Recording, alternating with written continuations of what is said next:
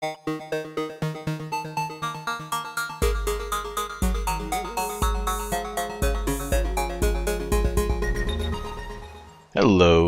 Frejid here. Welcome to episode 3 of my Minecraft Let's Play with RedPower.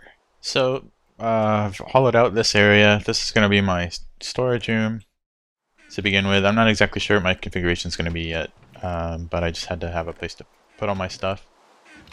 Brought everything over from the bunker, so that's pretty much empty now except for a bed, and I left one chest over there and a stove just in case. So I've got to finish setting all this up and maybe light up this ravine a little bit. Still have to set up a farm, haven't done that yet. I've got a friend over there just kind of keeping watch in the dark. I don't know if you can see it. There's a Enderman right there up on the ledge. Yeah, so I guess I'll just finish off this storage area and meet you when I'm done. Okay, the storage room is finished, for now anyway, and here it is. I think it turned out pretty well. It's kind of weird lighting. This is just the lighting from the torches. I played around with different positions to try and get something that looked fairly smooth, but yeah, just the microblocks from RedPower kind of pick up the lighting a little strangely, and I haven't really figured out if it's something that I'm doing wrong. Changed some of the graphic settings and couldn't really get it to look smooth, so I'm not sure what that is, but I'm sure I'll figure it out eventually. Anyway, the only thing I don't really like, I like how this all looks. I like the pattern of the walls and stuff. Most of this is done with microblocks. And I guess if you aren't aware of microblocks, I can show you really quick. Let's see. Let's get a piece of wood. Actually, I'll just use this cobblestone. And I don't even need the 3x3 grid here, but I'm using it anyway. But you can make a handsaw. It doesn't have to be diamond, although diamond will cut anything. If you use gems, it'll cut anything except for a silicon boule, which we'll get to much later, so don't worry about that. You can also make one where the blade's out of iron, and that only cuts the softer materials, which I haven't really looked up to see what that includes, but I would assume nothing that seems hard, like cobblestone or smooth stone. Probably can cut sandstone. I don't know. That's like a gray area for me. I'm not sure about sandstone. Anyway, so yeah, you can cut things in all kinds of different ways. You can make slabs, and then you can cut the slabs into panels, and the panels into covers. And these are the thinnest things you can make. You can place them in the world in any of these 4 edges, or flat by hitting the center. And you can make them stick out, kind of with the same thing. You can also, I was wondering what that splash was. You can also cut them sideways instead of up and down, and now you have strips. Let me do a couple of those, and then you can cut the strips to get corners. So, I'll show you what these are. Corners are just the corners of those 4 squares. So I can place things there, and then of course the block next to it. But you can't place them like in the middle or anything like that. There are bigger corners, so if I were to take this slab and cut it sideways, I get a slab strip, and cut that, and I get a slab corner, and you'll see that these corners are much bigger. Okay, so that's those. There's a lot more shapes. You can take these slabs. So a slab is kind of like it's kind of like a quarter slab, like we get half slabs in Minecraft. This is like a quarter slab. You can place them like that. You can actually place them standing up, but it's a little bit difficult to do. And I think you can't do it on a block. That's kind of weird. Oh, that's because I got a corner. Only got one slab with me. Try that again. Yeah, so you can't do it without something to prop it up. So if I do it there, now I can stand it up like so. However, if you just stick it into your crafting square, you can get a pillar out of it. You can convert them back and forth. Pillar goes back to a slab strip. And so with a pillar, that automatically stands up, and it stands up in the center of the square as opposed to on the sides. So that's what I did with these sandstone. These are columns all around.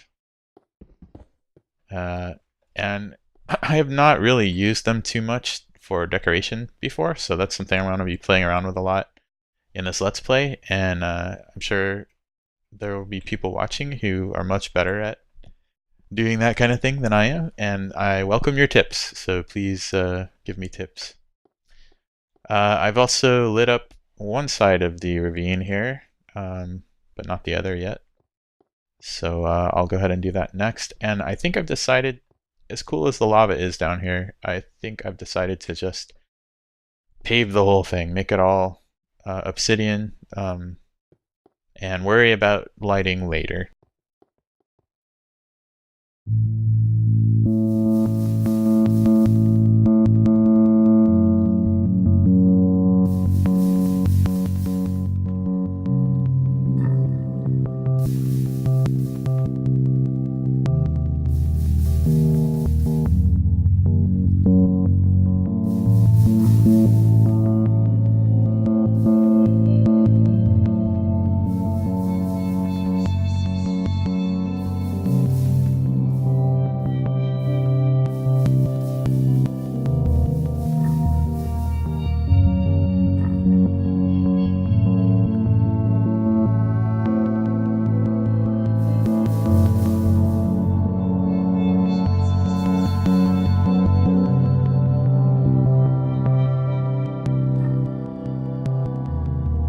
See, I had planned on just expanding out from here, but I think what I'll do first is just dig some pilot holes all along, just to get rid of this fog. The other problem with this storage room I forgot to mention is that there's really not any room for signs or any kind of indicator blocks. You know, a lot of people will put the type of block that's in the chest, like cobblestone, under it or next to it or something, and I could sort of do that at the top instead of having those wood panels, but I kind of like how that looks, so.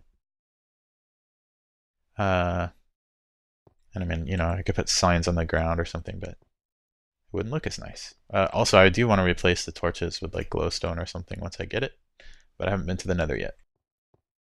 Well, I'm going to light up the rest of this half of the ravine, all the ledges, and poke some holes in the ceiling, and I'll meet you when all of that's done. So I was just up here clearing out a couple of caves that are attached to the ravine, and I thought it sort of gives you an idea of what it's going to look like eventually. I mean, very, very rough idea, but you can pretend this is a room. I don't know what would be in here, enchanting room or some kind of farm or something, and there'd be, you know, other rooms across the way, all the way up and down. I mean, obviously, it's going to take a while to fill up the whole thing, so I'll try and cluster everything together for now. You can see a storage room down there, and there's the hole in the roof. But if I step out here, it gives you a pretty good idea. This is just my temporary dirt scaffolding that I was using to get around and light everything up here. And yeah, I think it's going to be pretty cool when it's all done, especially with the ceiling gone and everything. So, okay, I'll get back to it. Hey, so I was digging upward from the bottom of the ravine and ended up right in the center of one of these rubberwood trees, which was kind of cool. So I've got this tower of gravel goes all the way down to the obsidian floor. And right in it just happened to be the exact middle of this tree, so I thought that was pretty neat. So we may have to do something with this as like a secret entrance at some point. But But I thought I'd show you from above about where the ravine, so there's our hole that's kind of above the storage room. And I have another hole that I poked in somewhere around there. You can't see it from here. And now this one in the middle of the tree. It goes a little bit further in that direction, which is sort of nice. I think getting rid of all the sand will be a lot easier. The sand isn't that deep, so we'll still have a lot of land to get rid of. And it doesn't actually go that far into the desert, but I think TNT works a lot better in sand, and even just regular sand quarry mining with torches or efficiency shovels if I end up getting something like that. Anyway, and I'm not sure how much further it goes in this direction. Probably under that one of those two trees. I know it's dark, it's kind of hard to see, but I thought I would just kind of give you an overview of what it looks like above. So I just came back down here after digging a couple of holes up there. I still have a few more to do. And there was a big slime here, and I forgot to show you, I realized, a pretty cool function of the Minimap. You can bring up the menu, and under surface map at the bottom you can turn on show slime chunks. So if we turn that on, you'll notice these red squares on the Minimap, and when I bring it up bigger it'll be easier to see. Those, wow, look above, there's like 5 of them. Anyway, those are where slimes can spawn. Those are slime chunks. And within this ravine we have 2. There's one right here where I'm standing, and another one pretty much right in front of the storage room here. So there's also another one just off to the right. So if I dig that way, there's also a cave up there. Up above there's a cave already. So no shortage of slimes, and you'll notice just off in this direction, not very far, there are 4 slime chunks. Well, there are 6 slime chunks all touching, but there are 4 like right next to each other straight ahead, which would be kind of a cool place for a slime farm. Anyway, there should be no shortage of slimes. Another thing I wanted to show you, I hadn't even realized, at this end of the ravine, there's a dungeon. And as soon as I open this up, skeletons are probably gonna jump at me, yep, because I hadn't disabled it yet. And I could check those chests, I guess. I haven't done that yet. Always exciting. Cocoa beans, alright. So, yeah, I guess I should clear this out.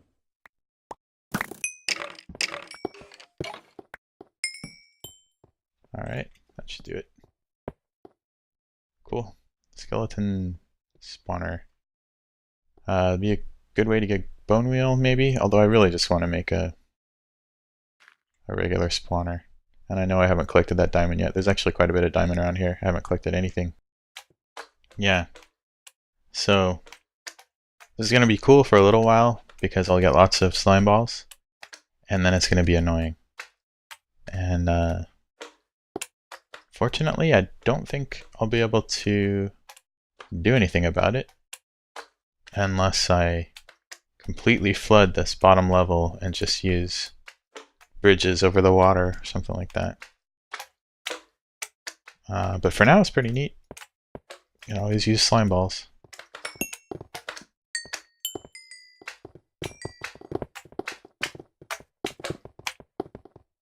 Too bad you can't eat slime balls, though. I still haven't set up a farm. I'm also already level 20, as you can see. Haven't died yet. I'm sure I will. I'm actually surprised I've survived this long without dying. And since I don't have a enchantment table yet, those levels aren't doing me very much good, so should probably do that pretty soon. Just so I have something to spend them on without wasting them. And here's one of the columns of gravel that I've been using to poke holes in the ceiling. I've just been poling up on top of them and digging straight up. If you put a torch down at your feet, you don't have to worry about sand or anything falling on you. The only thing you really have to worry about is lava, and since there's not very much land that I'm actually digging through and it's pretty high up, I'm not too worried about it. So I've put up some furnaces here, just a little bit of decoration underneath them.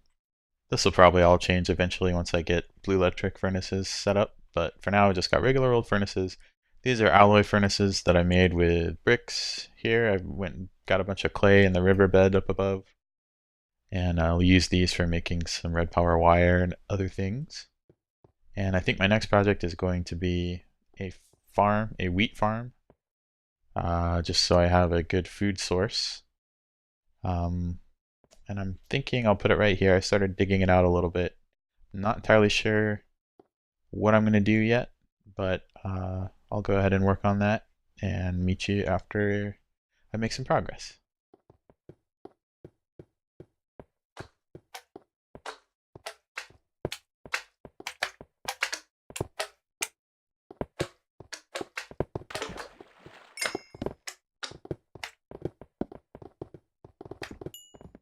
So before I get too carried away with this, I thought I'd show you what I'm doing. I've got 10 blocks of farmland here and in this upper level as well. And I'm doing this in a way that I can expand upwards if I feel like I need to. This is going to end up being 20 blocks of farmland for the wheat, and I don't know if that's going to be enough yet. But anyway, my plan is these are redstone tubes. So I'm going to be sending a signal to and these are deployers here and block breakers on this side, all the way down. So the idea is the deployers will deploy the seeds, the block breakers will break the wheat once it's grown. And I could hook up a button to it and keep an eye on it and just hit the button whenever it looks like the wheat's grown. But I think what I'm actually going to do is hook up a timer. I was looking on the wiki, and in this configuration, I think it's going to take about an hour to get majority of wheat fully grown. So I'll set the timer for about an hour at first, if I can. I'm not even sure if it goes that high, but it might be a lot of clicking to get it that many seconds, but we'll see. So that's the plan. So every hour, the block breakers will have a hard time saying that for some reason. The block breakers will break the wheat, suck it into the tubes, and put it down into a chest. Actually, put the chest over here, probably, like right here, maybe. And that'll be on every level. So there'll be a bunch of block breakers right here as well, right above this dirt block, which I'll remove after the devices are there. And on this side, these will be hooked up to a chest, these deployers, that will have seeds in it. So I can just deposit any seeds I get back into that chest and they'll get sucked into here. Thought I'd just show you what I'm doing here while I'm building it. So these are the block breakers I'm just putting along here. Oh, and if you're wondering why this is wet, I buried some water in the wall back here on both levels just to keep the farmland wet. And I'm gonna have to sneak around here. Guess I'll have to mine this out. Okay, look, some more nickelite. And our deployers go on this side. Got to get rid of that torch. Ah, that's why I have a screwdriver. Ah. Alright, let's see if we can do this. Nope. They're all going to be like that. Okay. Now we need to place the tubes.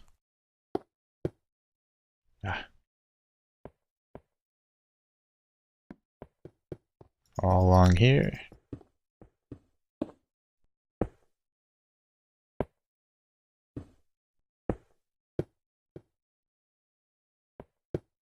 And again on the other side.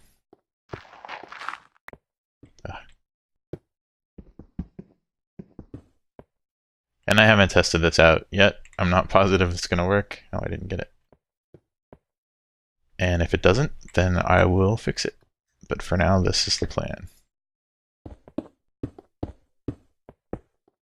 Alright, well, I've got everything hooked up and even got a timer circuit set up over here. I've got it going pretty fast now. This would be revolving once per hour once everything's working.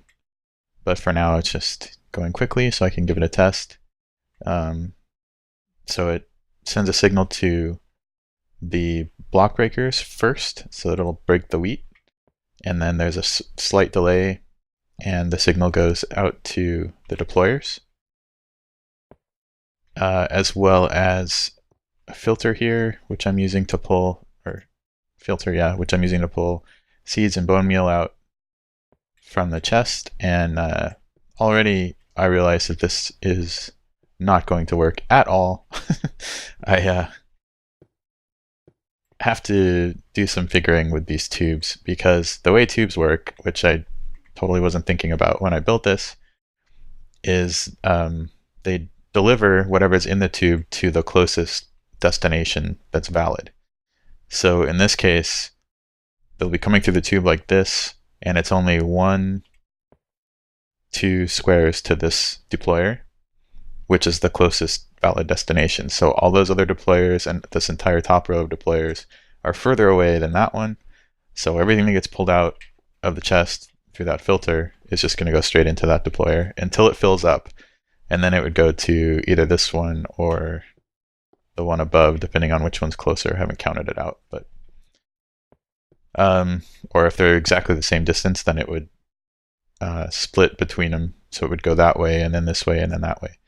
But yeah, so I've either got to set up something a lot more complicated with like a sorting machine or retrievers or something along those lines, or I've got to make all of these deployers and all of those deployers exactly the same distance from the filter, which would require a lot more tubing and a lot of branching. So it'd probably have to come like way out to here or something. I don't know. I'm gonna have to think about it some more. Maybe do away with deployers altogether, because I really just wanted a simple wheat farm. I'm not even planning on eating bread that much. Once I get like a melon farm, I'll probably be eating that more.